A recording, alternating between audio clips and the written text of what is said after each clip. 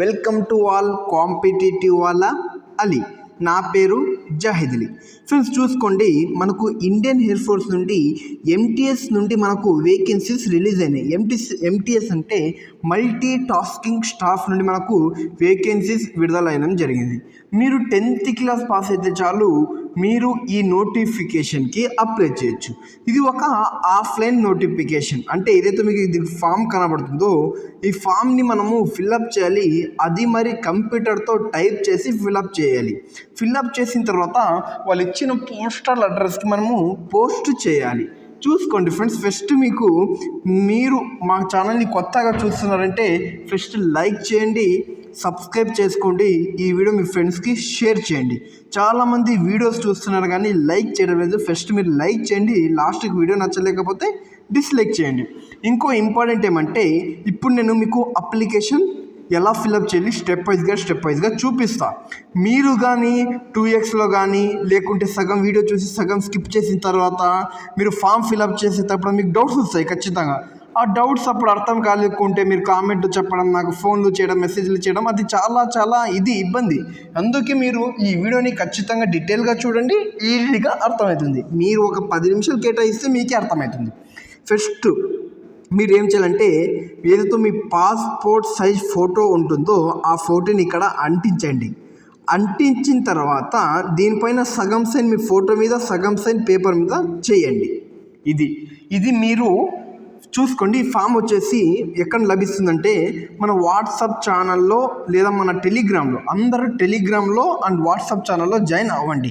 Join అయితే మీకు updates, దాంతోపాటు ఈ ఫామ్ ఏదైతే ఉందో ఈ ఫామ్ పీడిఎఫ్ వరకు నేను అక్కడ సెండ్ చేసిన తర్వాత మీరు అక్కడ వెళ్ళి మీరు కంప్యూటర్ షాప్లో వెళ్ళి టైప్ చేయించుకోండి. ఏం చేయాలి? టైప్ చేయించుకోండి. ఇప్పుడు నేను పెన్తో మరి రాసి పంపిస్తానంటే రాసి పంపించచ్చు. వాళ్ళు నోటిఫికేషన్ ఏమన్నారంటే టైపింగ్ చేయించుకోండి ఇంగ్లీష్లో అన్నారు. అందుకే నేను మీకు అది చెప్తున్నా. చూసుకోండి, అప్లికేషన్ ఫర్ ది పోస్ట్. మీరు ఏ పోస్ట్కి అప్లై చేద్దాం అనుకుంటారో అది ఇక్కడ రాయండి. ఫర్ ఎగ్జాంపుల్ దీంట్లో ఉండేది ఓన్లీ 1 పోస్ట్ కదా, ఎంటీఎస్ అని రాయండి. ఏమని రాయండి? ఎంటీఎస్ అని రాయండి. తర్వాత ఇక్కడ ఏదైతే యూనిట్ అని ఉందో ఇప్పుడు నేను చూపిస్తాను. మీరు ఇక్కడ చూసుకోండి. మీరు ఇక్కడ ఏం రాయాలంటే అక్కడ చూసుకోండి, head quarters maintenance command IAF అని అక్కడ రాయాల్సి ఉంటుంది. తర్వాత ఇది చూసుకోండి, దీన్ని స్క్రీన్ షాట్ కానీ తీసుకోండి, లేకుంటే వీడియో పాజ్ చేసినా ఇది రాసుకొని అక్కడ మీరు ఇప్పుడు నేను ఏదైతే మీకు చూపించానో అది ఇక్కడ యూనిట్ దగ్గర రాయాల్సి ఉంటుంది. తర్వాత పోస్ట్ ఫర్ అప్లై. మీరు ఏ పోస్ట్కి అప్లై చేద్దాం అనుకుంటున్నారో ఇక్కడ మీరు క్యాపిటల్ లెటర్స్తో, ఏదైతే కంప్యూటర్ మీ దగ్గర కంప్యూటర్ షాప్ దగ్గర వెళ్తారో ఆయనకు చెప్పండి క్యాపిటల్ లెటర్స్తో మాత్రమే రాయండి అని. ఇక్కడ క్యాపిటల్ లెటర్స్తో ఎంటీఎస్ అని రాయండి.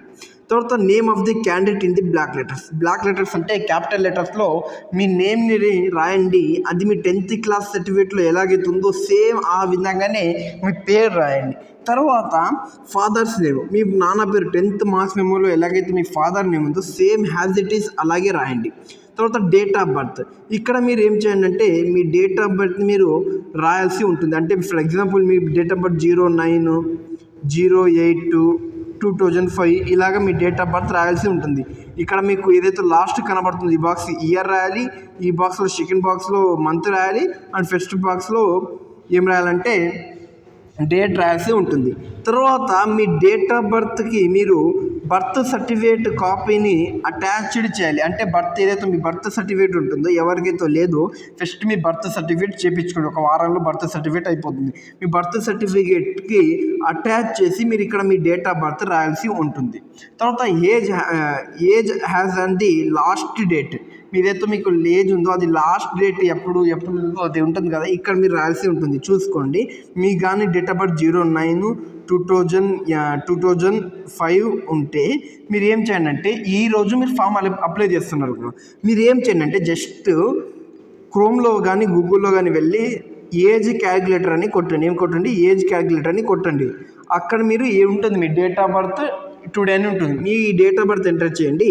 మీకు ఒక ఫర్ ఎగ్జాంపుల్ ఇలా వస్తుంది. అంటే మీకు అక్కడ ఇవ్వడం జరుగుతుంది 18 years 9 months 21 days.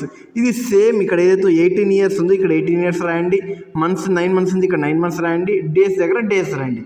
అది కంప్లీట్ అయిన తర్వాత అడ్రస్ ఫర్ కరస్పాండెన్స్. అడ్రస్ అంటే ఏమంటే చూసుకోండి, మీరు పుట్టింది ఒక ఊర్లో అండి, మీరు పుట్టింది పర్మనెంట్ అడ్రస్ వచ్చేసి మీరు విజయవాడలో పెట్టారు, బట్ మీరు కరస్పాండెన్స్ అడ్రస్ వచ్చేసి హైదరాబాద్లో ఉంటున్నారు. మీరు ఏం చేయాలంటే ఇక్కడ ఏదో కరస్పాండెన్స్ అడ్రస్ ఉందో ఇక్కడ మీరు హైదరాబాద్ డీటెయిల్స్ మీరు ఎంటర్ చేయాల్సి ఉంటుంది. చాలామంది ఒకే ఊర్లో ఉంటారు, ఒకే చోటు ఉంటారు కదా, వీళ్ళు మరి same me permanent address and correspondence address same చేయాలి. బట్ ఎవరైతే ఒక ఊరు నుండి ఇంకో ఊరికి మైగ్రేట్ అయ్యి ఇప్పుడు ఆ ఊర్లో నివాసం చేస్తున్నారో వీళ్ళు కరస్పాండెంట్ అడ్రస్ దగ్గర ఇప్పుడు ఉంటున్న అడ్రస్ రాయండి. పర్మనెంట్ అడ్రస్ దగ్గర మీకు ఆధార్ కార్డులో ఏదైతే అడ్రస్ ఉంటుందో సేమ్ యాజ్ ఇట్ ఈస్ ఆ అడ్రస్ రాయండి. మీరు పుట్టిన ఏదైతే ఊరు ఉంటుందో ఆ ఊరు రాయండి. తర్వాత క్యాస్ట్, ఏదైతే మీ క్యాస్ట్ సర్టిఫికేట్ ఉందో ఆ క్యాస్ట్ మీరు ఇక్కడ ఎంటర్ చేయాల్సి ఉంటుంది. చూసుకోండి, ఫర్ ఎగ్జాంపుల్ నా క్యాస్ట్ ఓబీసీ అనుకుందాం. ఓబీసీ ఇక్కడ ఎంటర్ చేసిన తర్వాత ఈ ఓబీసీ మీ క్యాస్ట్ అని మీరు ప్రూఫ్ ఉంటుంది కదా, ఆ ప్రూఫ్కి మీరు ఒక క్యాస్ట్ సర్టిఫికేట్ మీరు అటాచ్ చేయాలి. అది మరి జిరాక్సే అటాచ్ చేయాలి. మీరు క్యాస్ట్ సర్టిఫికేట్ అప్లోడ్ చేయాలంటే జిరాక్సే అప్లోడ్ చేయాలి. తర్వాత ఎడ్యుకేషన్ క్వాలిఫికేషన్, మీకు ఏదైతే ఎడ్యుకేషన్ క్వాలిఫికేషన్ ఉంటుందో ఆ ఎడ్యుకేషన్ క్వాలిఫికేషన్ ఇక్కడ మీరు ఎంటర్ చేయండి. దీనికి 10th class కదా, ఇక్కడ 10th అని రాసి ఏదైతే మీ మార్క్స్ మెమో ఉంటుందో ఈ మార్క్స్ మెమోని ఇక్కడ అటాచ్ చేయండి. తర్వాత any other qualification or experience, మీకు ఏదైనా ఇంకొకరి ఫర్ ఎగ్జాంపుల్ మీరు 10th అయిపోయింది, మీరు ఇప్పుడు డిగ్రీ అయిపోయింది మీది, ఇక్కడ డిగ్రీ రాయండి. లేదు మీకు ఇది ఉంది, తర్వాత మీకు ఏదైనా ఎక్స్పీరియన్స్ ఉంటే ఎక్స్పీరియన్స్ మరి ఇక్కడ రాయొచ్చు. తర్వాత category for the which applied post. చూసుకోండి ఫ్రెండ్స్, మనకు చూసుకుంటే ఇప్పుడు వచ్చిన ఇండియన్ ఎయిర్ ఫోర్స్ మనకు పోస్టులు వచ్చేసి కేవలం 6 ఉన్నాయి. ఇవి కొన్ని రిజర్వేషన్ కొన్ని కేటగిరీస్కి పోస్టులు ఉన్నాయి, కొన్ని కేటగిరీస్కి లేవు. చూసుకోండి, ఎవరికైతే మీ కేటగిరీలో పోస్ట్ లేదో వీళ్ళు ఏం చేయాలంటే ఇక్కడ జనరల్ అని రాయాలి. ఇక్కడ GNGEN అని రాసి ఇక్కడ UR అని రాయాలి. అంటే వీళ్ళు ఏ కేటగిరీలో వస్తారు? జనరల్ కేటగిరీలో వస్తారు. బట్ ఇప్పుడు ఓబీసీకి పోస్ట్ ఉందనుకోండి, మీరు ఏం రాయండి ఇక్కడ ఓబీసీ అని రాయండి. ఒకవేళ మీ కేటగిరీలో మీరు SC ST అయ్యి మీ పోస్ట్ లేదంటే ఇక్కడ మీరు జనరల్లో రాయాల్సి ఉంటుంది. తర్వాత టెక్నికల్ ట్రైనింగ్ ఆర్ ఎక్స్పీరియన్స్ ఉంటే, ఒకవేళ మీకు టెక్నికల్ ట్రైనింగ్ కానీ అండ్ ఎక్స్పీరియన్స్ ఉంటే, ఒకవేళ ఉంటే మీకు ఏ ఎక్స్పీరియన్స్ ఉంది ఇక్కడ రాయండి. మీకు అది సర్టిఫికేట్ నెంబర్ కానీ ఏదైనా ఉంటే రాయండి. ఒకవేళ లేదంటే మీరు సింపుల్గా ఏమైనా రాయాలి, ఇక్కడ నో అని రాయాల్సి ఉంటుంది. ఏమైనా రాయాలి, నో అని రాయాలి. తర్వాత డొమిసియల్ సర్టిఫికేట్. డొమిసియల్ అంటే మీరు ఎక్కడైతే పుట్టి ఉంటారో దాన్ని డొమిసియల్ అంటారు. ఫర్ ఎగ్జాంపుల్ మీరు తెలంగాణలో పుడితే తెలంగాణ అండ్ ఆంధ్రప్రదేశ్లో పుడితే ఆంధ్రప్రదేశ్ అని ఇక్కడ రాయండి. వేరే స్టేట్ అంటే వేరే స్టేట్. తర్వాత ఏదైతే డొమిసియల్ సర్టిఫికేట్ ఉంటుందో దీన్ని మీరు కాపీ ఏం చేయాలి, జిరాక్స్ అటాచ్ చేయాలి. అప్లికేషన్కి ఏం చేయాలి, అటాచ్ చేయాలి. చూసుకోండి, నేను వీడియోని స్టెప్ వైజ్గా చెప్తున్నా, మీరు మనకి ఖచ్చితంగా అర్థం చేసుకోండి, అప్లై చేయండి. Whether registered with any employment exchange, అంటే మీరు ఏదైనా ఎంప్లాయీ ఎక్స్చేంజ్లో రిజిస్టర్ అయినారా, ఏదైనా ఉంటే ఎంప్లాయ్మెంట్ ఎక్స్చేంజ్ నెంబర్ ఏమైనా ఉంటే ఎస్ ఉంటే ఎస్ మీద టిక్ వేయండి. ఒకవేళ నో మీద ఉంటే నో మీద టిక్ వేసి ఉంటుంది ఇలాగా. తర్వాత I here by certificate that the above particulars mention application, ఇది ఏదైతే ఉందో దీన్ని ఏం మీరు టచ్ చేయాల్సిన అవసరం లేదు. తర్వాత మీరు ఏం చేయండి అంటే ఇక్కడ డేట్ వేయండి. తర్వాత మీరు సిగ్నేచర్ వచ్చేసి పెన్తో చేయాలి. మీ సిగ్నేచర్ ఏం చేయాలి, పెన్తో చేయాలి. డేట్ సిగ్నేచర్ పెన్తో చేయాలి. ఇది ఫ్రెండ్స్ మీరు చేయాల్సిన ఫస్ట్ ఏమంటే ఏదైతే ఉందో ఈ యూనిట్ నేను మనకు చూపించాలి. నేను అఫీషియల్ నోటిఫికేషన్ యూనిట్ గురించి చూపించాం. తర్వాత మీరు కంప్యూటర్ షాప్లో వెళ్ళి మీరు టైప్ చేసి మరి అది క్యాపిటల్ లెటర్స్తో బ్లాక్ లెటర్స్తో టైప్ చేసుకోవాలి. లేదు బ్రో నేను వెళ్ళను, నేను పెన్తో ఫిల్అప్ చేస్తానంటే ఫిల్అప్ చేయండి. బట్ వీళ్ళకు ప్రియారిటీ ఇవ్వడం జరిగింది, ఎందుకంటే వీళ్ళు నోటిఫికేషన్ క్లియర్గా మెన్షన్ చేసి ఉన్నాడు కదా. ఇప్పుడు ఏదైతే నేను ఇక్కడ మీకు డాక్యుమెంట్స్ అటాచ్ చేయమన్నాడు వాడు, అవి డాక్యుమెంట్స్ మీరు అటాచ్ చేయాలి. ఇవి ఎలా అటాచ్ చేయాలి ఎలా లేదో నేను ఇప్పుడు చూపిస్తాను మీకు.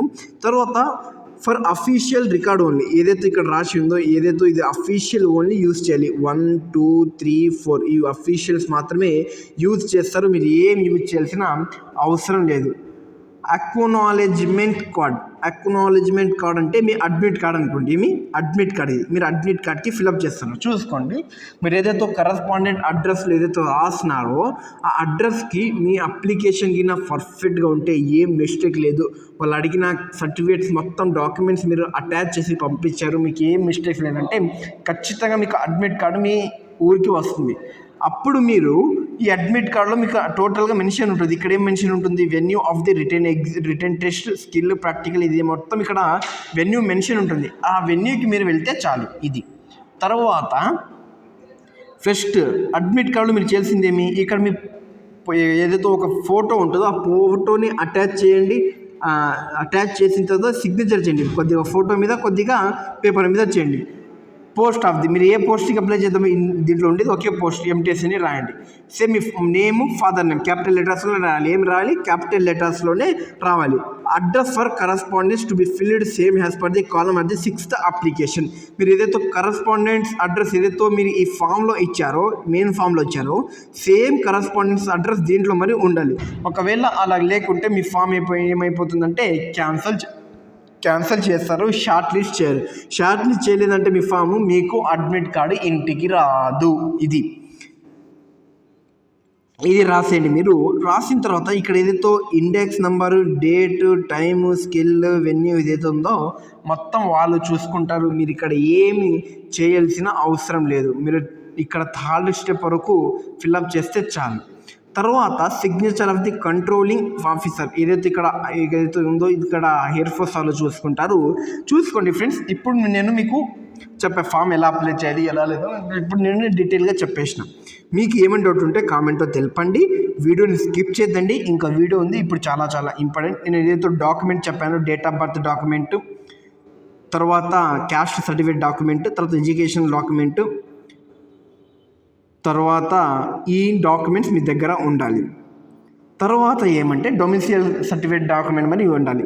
ఇప్పుడు మీరు ఏం చేయండి అంటే ఫిల్అప్ చేసిన తర్వాత ఏదైతే మీరు కంప్యూటర్లో ఫిల్అప్ చేసినారో మీరు మీ డాక్యుమెంట్స్ ఇప్పుడు ఏదైతే డాక్యుమెంట్స్ ఉన్నాయో, ఒకవేళ మీరు ఎక్స్పీరియన్స్ సర్టిఫికేట్స్ కానీ హయ్యర్ క్వాలిఫికేషన్ ఉన్న మీరు ఎక్కడ మెన్షన్ చేస్తే అవి హయ్యర్ క్వాలిఫికేషన్ సర్టిఫికేట్స్ మరి మీరు డాక్యుమెంట్స్కి అప్లికేషన్కి అటాచ్ చేయాలి. ఇప్పుడు మీరు పోస్ట్ ఆఫీస్కి వెళ్తారు. ఈ డాక్యుమెంట్స్ తీసుకొని పోస్ట్ ఆఫీస్కి వెళ్ళండి. 2 ఫోటోలు ఎక్స్ట్రా తీసుకొని వెళ్ళండి, ఏమి ఇబ్బంది లేదు. తీసుకొని వెళ్ళిన తర్వాత ఒక పోస్టల్ కవర్ తీసుకోండి. పోస్టల్ కవర్ తీసుకోండి, అది చిన్నగా ఉండాలి. ఫస్ట్ ఒక చిన్నది తీసుకోండి. ఆ చిన్నదిలో మీరు ఏం చేయండి అంటే చిన్న కవర్లో 2 రాసి ఇక్కడ మీ అడ్రస్ రాయండి. ఏం రాయండి, 2 రాసి ఇక్కడ మీ అడ్రస్ రాయండి. ఓకేనా, ఇక్కడ 2 రాసి మీ అడ్రస్ రాసిన తర్వాత ఈ అప్లికేషన్ ఏదైతే ఉన్నాయో మీకు ఎన్నైతే ఫామ్స్ ఉన్నాయో ఆ ఫామ్స్ మీరు ఏం చేయండి అంటే ఫోల్డ్ చేయండి. ఇట్లా చేయండి. తర్వాత మీరు ఏం చేయండి అంటే ఫోల్డ్ చేసిన తర్వాత నెక్స్ట్ మీరు ఏం చేయాలో ఇప్పుడు పోస్ట్కి మీరు ఎలా పంపాలో ఇప్పుడు చూపిస్తాను. చూసుకోండి ఫ్రెండ్స్, నేను మీకు ఏం చెప్పా, ఏదైతే పోస్టల్ కవర్ ఉందో అది వచ్చేసి మీరు ఏదైతే చిన్న పోస్టల్ కవర్ తీసుకోమన్నా కదా, అది మీ ఇష్టం. ఒకవేళ తీసుకుంటే తీసుకోండి, లేకుంటే లేదు. అదేదో మ్యాండేటరీ కాదు, బట్ ఇది ఖచ్చితంగా ఉండాలి. ఈ పోస్టల్ కవర్ 10th స్టాంప్ ఉండాలి, 10th పేపర్ స్టాంప్ ఉండాలి. ఈ పోస్ట్ మీరు ఏదైతే పోస్ట్ చేస్తారో దాని మీద 10 రూపీస్ పోస్టల్ కార్డ్ ఉండాలి. తర్వాత ఏదైతే మీరు పోస్ట్ చేస్తారో ఇది ఇక్కడ ఏదైతే ఉందో apply for the post multi tasking staff ఏదైతే ఇది ఉందో ఇది ఇక్కడ కింద ఇచ్చాడు కదా వీడు. ఇది మీరు ఏం చేయండి అంటే ఇక్కడ టైప్ చేయండి, పైన ఇక్కడ మీరు రాయండి అప్లై ఫర్ ది పోస్ట్ ఇలా రాయండి. అప్లై ఫర్ ది పోస్ట్ అని రాసి ఇక్కడ మల్టీ టాస్కింగ్ ఎంటీఎస్ అని రాసి మల్టీ టాస్కింగ్ స్టాఫ్ అని రాసి ఇక్కడ ఎంటీఎస్ అని బ్రాకెట్లో రాయండి.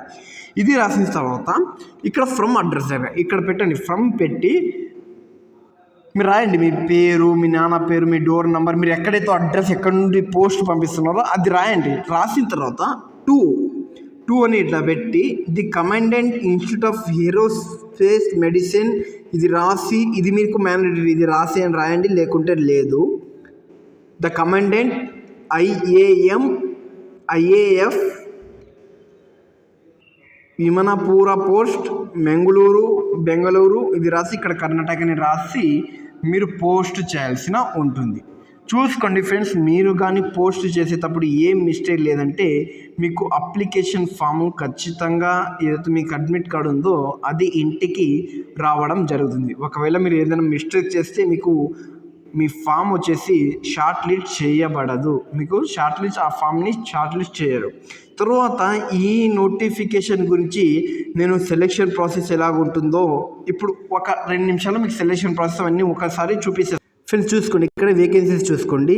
యూఆర్కి 3 ఉన్నాయి, ఓబీసీకి 2 ఉన్నాయి, ఈడబ్ల్యూఎస్కి 1 ఉన్నాయి. ఎవరితో ఎస్సీ ఎస్టీ వాళ్ళు అప్లై చేద్దాం అనుకుంటారు, వీళ్ళకి వేకెన్సీ లేదనుకుంటారు కదా, చాలామంది స్కిప్ చేస్తారు సార్. ఇలా స్కిప్ చేద్దండి, చాలామంది స్కిప్ చేస్తారు, అలా స్కిప్ చేద్దండి.